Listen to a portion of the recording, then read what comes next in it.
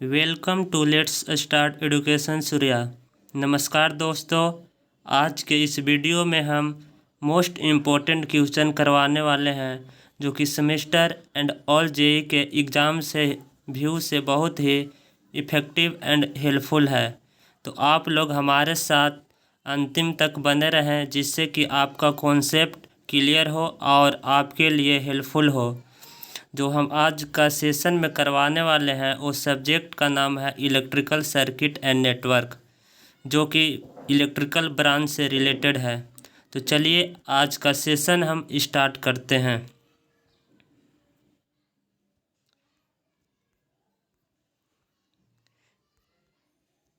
Question number 100 हम जो पिछले वीडियो में करवा चुके थे तो उससे आगे का MCQ करवाने वाले हैं। तो क्वेश्चन नंबर 101 में देखिए 101 में क्या कह रहा है।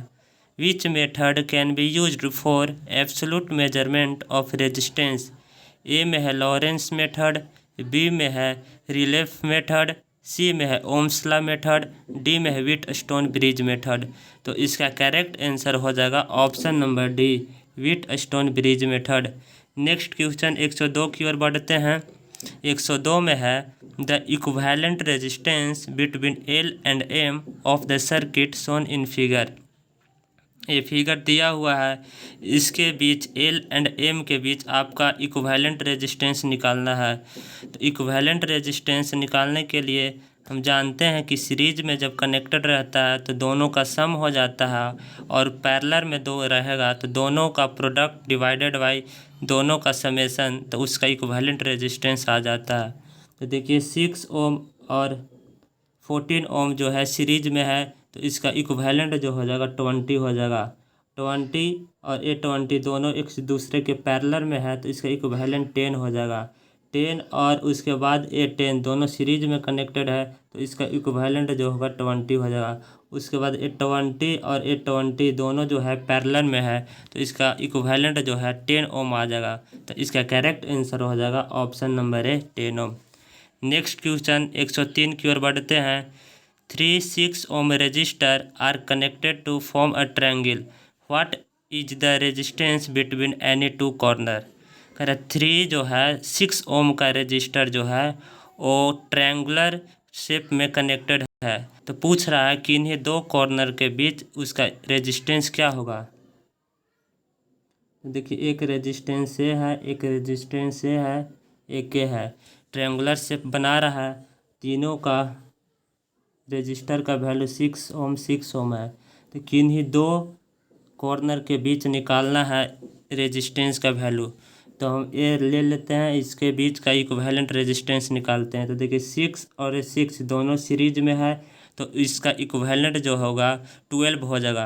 और 12 और इसके साथ जो है वो पैरेलल में कनेक्टेड है तो इसका पैरेलल में कनेक्टेड है तो हम निकालेंगे 12 इंटू 6 डिवाइडेड बाई 12 प्लस 6, तो ये हो जाएगा 72 डिवाइडेड बाई 18, यानी ये 4 बार में कट जाएगा। यानी इसका इक्विवेलेंट रेजिस्टेंस जो है 4 ओम आ जाएगा। यानी इसका correct answer option number C. Next question 104 की ओर बढ़ते हैं। 104 में है ohm's law is not applicable to. A में सेमी कंडक्टर्स, बी में है डीसी सर्किट्स, सी में है स्मॉल रजिस्टर, डी में हाई करंट्स। तो इसका करेक्ट आंसर हो जाएगा ऑप्शन नंबर ए, semi conductors. Next question number 105 की ओर बढ़ते हैं। 105 में है specific resistance of A substance is measured is. यानी स्पेसिफिक रेजिस्टेंस यानी रेजिस्टिविटी जो है सबस्टांस का उसको मेजर करते हैं। ए में है ओम पर मीटर, बी में है ओम पर मीटर स्क्वायर, सी में है ओम मीटर, डी में है मीटर पर ओम। तो हम जानते हैं specific resistance rho equal to R A divided by L. यानी आर का हो गया ओम और एरिया का metre square divided by length का मीटर। 1 मीटर से 1 मीटर ख़त्म यानी ओम मीटर। यानी इसका करेक्ट आंसर जो होगा ऑप्शन नंबर सी, ओम मीटर। नेक्स्ट क्वेश्चन नंबर 106 की ओर बढ़ते हैं। 106 में है 2 copper conductor have equal length, the cross-sectional area of one conductor is 4 times that of the other. If the conductor having a smaller cross-sectional area has a resistance of 40 ohms, the resistance of other conductor will be, यानी दो conductor दिया हुआ है, एक conductor है, एक conductor है, इसका length L1 equal to L है, इसका resistance L2 equal to L है, इसका cross sectional area A1 equal to A है, इसका cross sectional area A2 equal to 4 times है फर्स्ट का, और इसका रेजिस्टेंस का वैल्यू 40 ओम दिया हुआ है। इसका रेजिस्टेंस यानी R2 निकालना है। We know R equal to rho L by A, तो यहाँ से हम निकालेंगे तो R1 divided by R2 equal to A2 divided by A1 हो जाएगा। तो यहाँ से हमको R2 का वैल्यू निकालना है, यानी R2 equal to R1 into A1 by A2, यानी R1 का वैल्यू दिया है 40 गुने A1 का वैल्यू दिया हुआ A, और A2 जो है 4 टाइम्स है फर्स्ट का, A से कैंसिल हो जाएगा, 4 से A 40 10 बार में कट जाएगा। तो इसका एक करेक्ट आंसर जो हो जाएगा ऑप्शन नंबर सी, यानी 10 ओम। नेक्स्ट क्वेश्चन नंबर 107 की ओर बढ़ते हैं। 107 में है, a nichrome wire used as a heater coil has the resistance of 2 ohm per metre for a heater of 1 kilowatt at 200 volt, the length of wire required will be. यानी एक nichrome का wire है, nichrome का wire है, इसका power दिया हुआ 1000 वाट और वोल्टेज का वैल्यू दिया है 200 वोल्ट। तो यहाँ से हम R का वैल्यू निकालेंगे, V square divided by R, यानी R बराबर V स्क्वायर बाई P, यानी V दिया है 200 इंटू 200 डिवाइडेड बाई 1000। तो 3 से 2 1 3 कट गया, यानी R का वैल्यू आ गया 40 ओम। मेरे पास R का वैल्यू यानी रेजिस्टेंस का वैल्यू 40 ओम आ गया। तो देखिए 1 मीटर में 2 ओम है, तो हम कह सकते हैं कि 2 ओम में 1 मीटर है। तो यहाँ से 1 ओम में कितना मीटर हो जाएगा, 1 डिवाइडेड बाई 2 मीटर। सो 40 ओम में कितना हो जाएगा मीटर, 40 इंटू 1/2, 2 से 40 कैंसिल हो गया 20 बार में। यानी यहाँ ऑप्शन में देखते हैं, ऑप्शन में कितना दिया है। ए में है 80 मीटर, बी में 60 मीटर, सी में 40 मीटर, डी में 20 मीटर। तो इसका करेक्ट आंसर हो जाएगा ऑप्शन नंबर डी, यानी 20 मीटर। नेक्स्ट क्वेश्चन नंबर 108 की ओर बढ़ते हैं। 108 में है, the temperature coefficient of resistance is expressed in term of. A में है ओम्स पर डिग्री सेल्सियस, बी में है माहो पर ओम्स डिग्री सेल्सियस, सी में है ओम्स पर ओम्स डिग्री सेल्सियस, डी में माहो पर डिग्री सेल्सियस। तो इसका करेक्ट आंसर हो जाएगा ऑप्शन नंबर सी, यानी ओम्स पर ohms degree Celsius. Next question 109 की ओर बढ़ते हैं।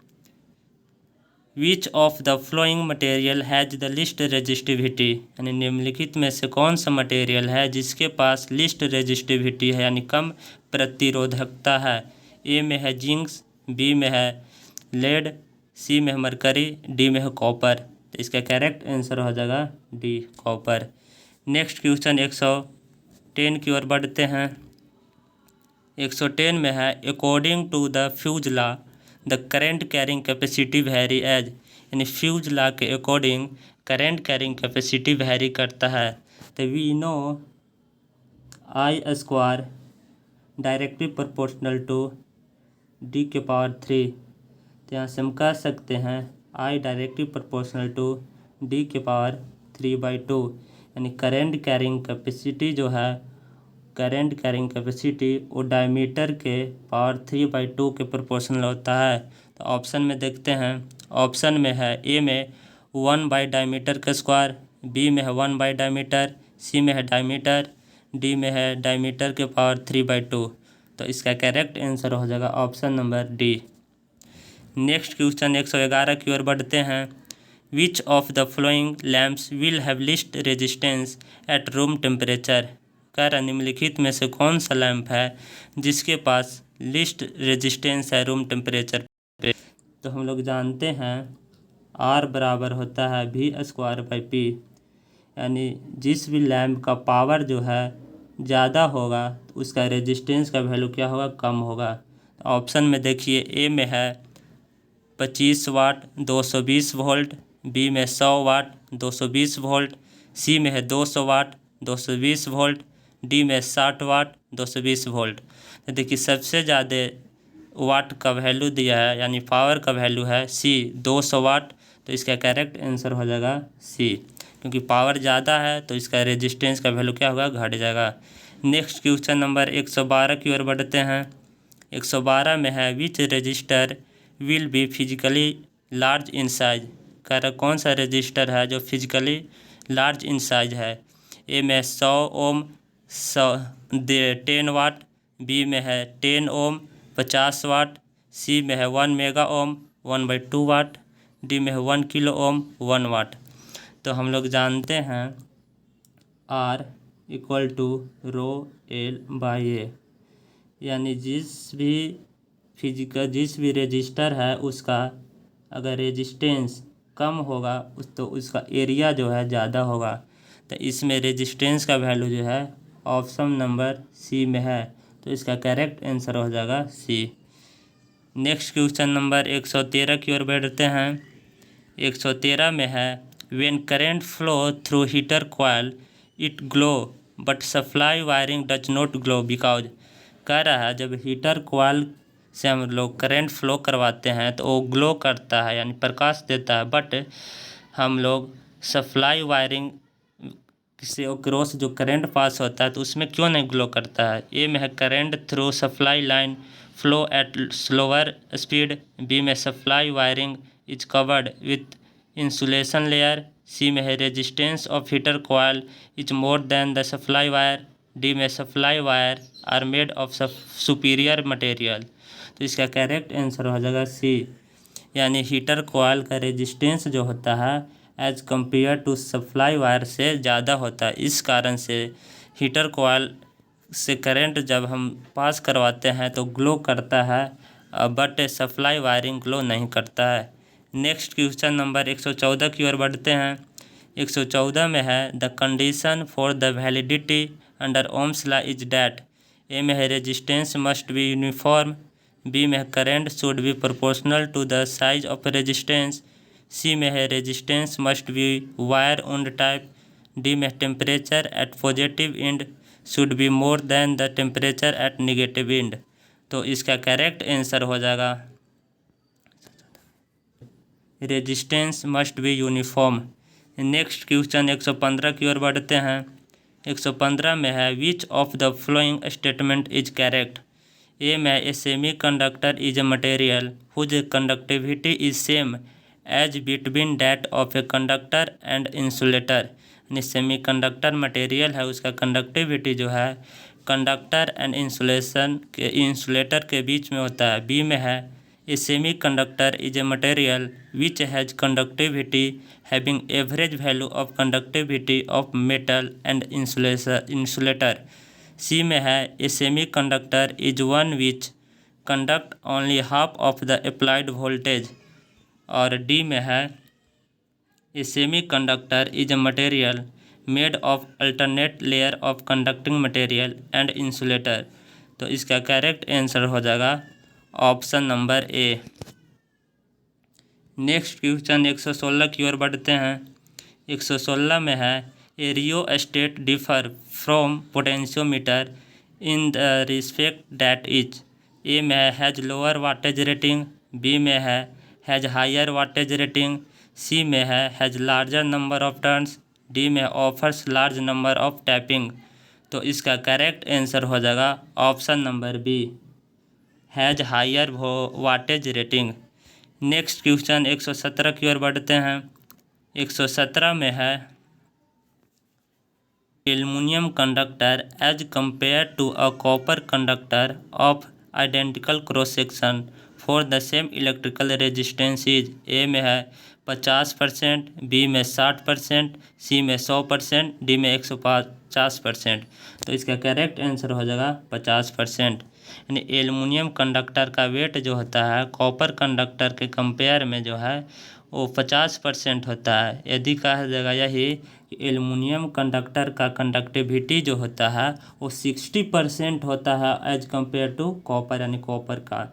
तो इसमें तो पूछ रहा है एल्युमिनियम का वेट, तो इसका करेक्ट आंसर हो जाएगा ए। नेक्स्ट क्वेश्चन नंबर हम 118 की ओर बढ़ते हैं। 118 में है an open resistor when checked with an ohm meter read, A में है 0, बी में इनफाइनाइट, सी में high but within tolerance, D में है लो बट नॉट 0। यानी ओपन रजिस्टर है, हम चेक कर रहे हैं ओम मीटर से तो रीड करेगा, तो इसका करेक्ट आंसर हो जाएगा B, infinite. Next question number 119 की ओर बढ़ते हैं। Fill in the blanks are the materials having electrical conductivity much less than most of the metals but much greater than that of typical insulator. यानी कह रहा कौन सा मटेरियल है जिसके पास इलेक्ट्रिकल कंडक्टिविटी जो है बहुत ही कम होता है देन मेटल से, बट ग्रेटर होता है उसका इंसुलेटर। तो इसका करेक्ट आंसर हो जाएगा option number semi conductors. Next question 120 की ओर बढ़ते हैं। All good conductors have high, मैंने सारे के सारे गुड कंडक्टर के पास क्या हाई होता है, ए में कंडक्टेंस, बी में रेजिस्टेंस, सी में रिलक्टेंस, डी में थर्मल कंडक्टिविटी। तो इसका करेक्ट आंसर हो जाएगा A, conductance. Next question number 121 की ओर बढ़ते हैं। Voltage dependent resistor are usually made from, voltage dependent resistor है आमतौर पे बना होता है, ए में चारकोल का, बी में सिलिकॉन कार्बाइड का, सी में नाइक्रोम का, डी में ग्रेफाइट का। तो इसका करेक्ट आंसर हो जाएगा ऑप्शन नंबर सी, नाइक्रोम का। नेक्स्ट क्वेश्चन 122 की ओर बढ़ते हैं। 122 में है voltage dependent resistor are used, A में है फॉर इंडक्टिव सर्किट, बी में है टू सप्रेस सर्ज, सी में एज हीटिंग एलिमेंट, डी में एज करंट स्टेबलाइजर। तो इसका करेक्ट आंसर हो जाएगा option number B. Next question number 123 की ओर बढ़ते हैं। The ratio of mass of proton to the mass of electron is nearly, कर मास ऑफ प्रोटॉन और मास ऑफ इलेक्ट्रॉन का रेशियो जो है किसके नज़दीक होता है, यानी mass of proton divided by mass of electron, इसका रेशियो जो है किसके इक्वल होता है। तो हम जानते हैं मास ऑफ प्रोटॉन जो होता है वो मास ऑफ इलेक्ट्रॉन के कंपेयर में ज़्यादा होता है। मास ऑफ प्रोटॉन का वैल्यू होता है 9.1 गुने 10⁻³ kg और मास ऑफ इलेक्ट्रॉन बराबर होता है 1.67 गुने 10⁻27 kg। यानी मास ऑफ प्रोटॉन जो होता है मास ऑफ इलेक्ट्रॉन से क्या होता है, ज़्यादा होता है। इलेक्ट्रॉन जो है मास ऑफ इलेक्ट्रॉन का वैल्यू इतना होता है 9.1 गुने 10⁻³ kg और मास ऑफ प्रोटॉन जो होता है 1.67 गुने 10⁻27 kg। तो यहाँ से मास ऑफ प्रोटॉन जो होता है वो ज़्यादा होता है मास ऑफ इलेक्ट्रॉन से। तो देखिए ऑप्शन नंबर में देखते हैं, ए में है 1840, बी में है 1840, सी में 30, डी में 4। ये दोनों ऑप्शन जो है वो सही है, तो इसका करेक्ट आंसर हो जाएगा दोनों। नेक्स्ट क्वेश्चन 124 की ओर बढ़ते हैं। 124 में है the number of electrons in the outer most orbit of carbon atom is, यानी कार्बन एटम है तो उसका आउटर मोस्ट ऑर्बिट में नंबर ऑफ इलेक्ट्रॉन कितना होता है। तो एज वी नो कार्बन का जो वैलेंसी जो होता है 4 होता है, इसलिए इसके आउटर मोस्ट ऑर्बिट में ये नंबर ऑफ इलेक्ट्रॉन जो होता है 4 होते हैं। नेक्स्ट क्वेश्चन 125 की ओर बढ़ते हैं। 125 में है with 3 resistance connected in parallel if each dissipate 20 what the total power supply by the voltage source equal. अगर 3 रेजिस्टेंस को हम कनेक्टेड करते हैं पैरेलल में जो डिसिपेट करता है 20 वाट, तो कह रहा है total power supply by voltage source equal to, A में है 10 वाट, बी में है 20 वाट, सी में 40 वाट, डी में है 60 वाट। कनेक्टेड है तो पावर जो होता है जुड़ जाता है P1 plus P2 plus P3, यानी 20 प्लस 20 प्लस 20 इक्वल टू 60, यानी इसका करेक्ट आंसर जो हो जाएगा ऑप्शन नंबर डी 60 वाट। नेक्स्ट क्वेश्चन 126 की ओर बढ़ते हैं। 3 conductance in parallel have the value of, G1 का वैल्यू दिया है, G2 का वैल्यू दिया हुआ है, G3 का वैल्यू दिया है, तो टोटल कंडक्टेंस विल बी। तो एज वी नो कंडक्टेंस जो होता है वो रेसिप्रोकल होता है रेजिस्टेंस का। जब हम रेजिस्टेंस को हम पैरेलल में कनेक्टेड करते हैं तो उसका इक्विवेलेंट निकालते हैं, तो 1/R इक्विवेलेंट बराबर होता है 1/R1 plus 1/R2 plus 1/R3। तो हम जी इक्विवेलेंट का वैल्यू निकालेंगे तो रेजिस्टेंस का रेसिप्रोकल होता है, यानी जी इक्विवेलेंट बराबर G1 plus G2 plus G3। तो देखिए G1 और G2 और G3 तीनों का वैल्यू जो है वो दिया हुआ है, तो इसको हम तीनों का क्या कर देंगे, सम कर देंगे, यानी 2000 है, 3000 है, 4000 है, यानी टोटल जो हो जाएगा 9000 माइक्रो माहो, यानी इसका करेक्ट आंसर हो जाएगा ऑप्शन नंबर सी। 27 की ओर बढ़ते हैं। ए थर्मिस्टर हैज, ए में पॉजिटिव टेम्परेचर कोफिशिएंट, बी में है नेगेटिव टेम्परेचर कोफिशिएंट, सी में है जीरो टेम्परेचर कोफिशिएंट, डी में वेरिएबल टेम्परेचर कोफिशिएंट। तो थर्मिस्टर जो होता है वो नेगेटिव टेम्परेचर कोफिशिएंट होता है, यानी option number B is correct.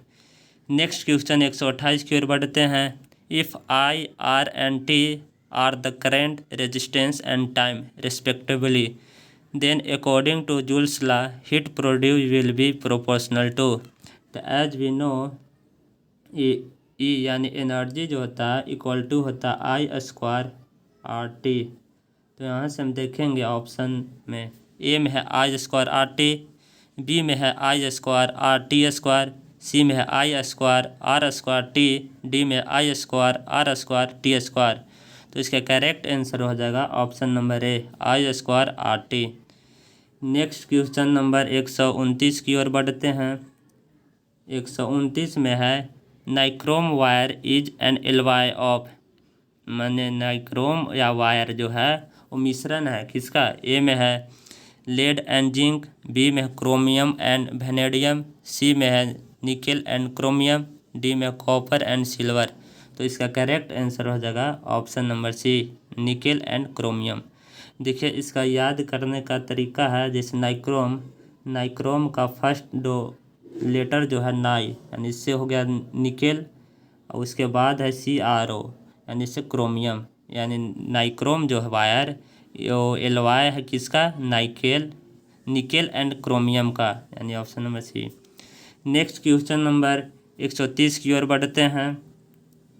130 में है when a voltage of 1 volt is applied a circuit allow 1 micro ampere current to flow through it, the conductance of the circuit is.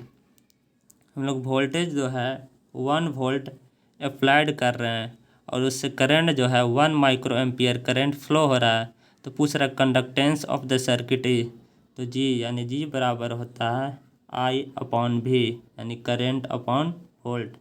हम लोग जानते हैं R बराबर V/I होता है, तो कंडक्टेंस जो है अपोजिट होता है कंडक्टेंस से, तो इसलिए इसका जी बराबर आई बटा बी हो जाएगा। आई बराबर दिया है 1 माइक्रो एम्पियर, ये 1 इंटू 10⁻⁻6 डिवाइडेड बाई 1 वोल्ट, यानी 1 वोल्ट से 1 वोल्ट कैंसिल, यानी इसका करेक्ट आंसर हो जाएगा 1 माइक्रो माहो।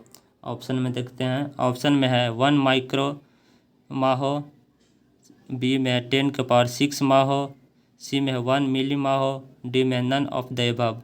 इसका करेक्ट आंसर हो जाएगा option number A. Next question number 131 की ओर बढ़ते हैं।